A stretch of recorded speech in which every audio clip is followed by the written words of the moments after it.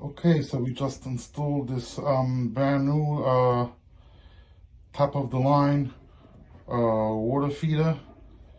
As you can see, the boiler is currently off because of the low water cutoff, and it's sending the signal to the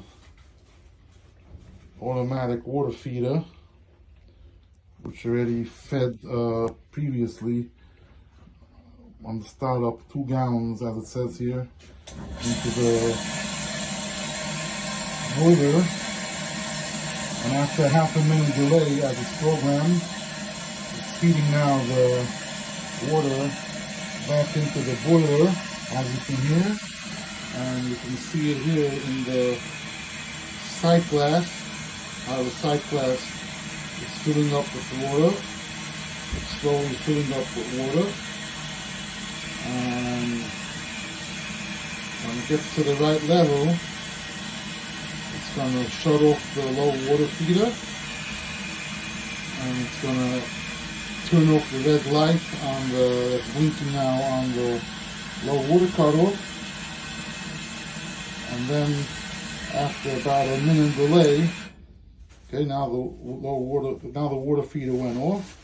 The red light on the low water cutoff went off. And now, after about a minute delay, it's going to turn on the blower motor. Okay, the blower motor went on. And now, in another half a minute, we'll have ignition. And the boiler is working perfectly.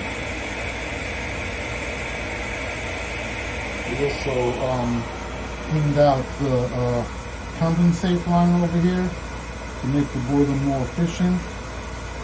And we also made a repair on the bottom of the boiler. So now we have ignition. And we also made a repair on the bottom of the boiler to diminish the water, the steam leaking out from the bottom. As of now, there's no visible steam.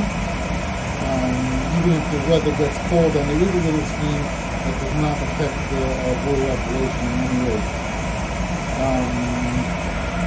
Everything is working out perfectly, and as you can see, the water feeder is off now because the boiler is back into operation.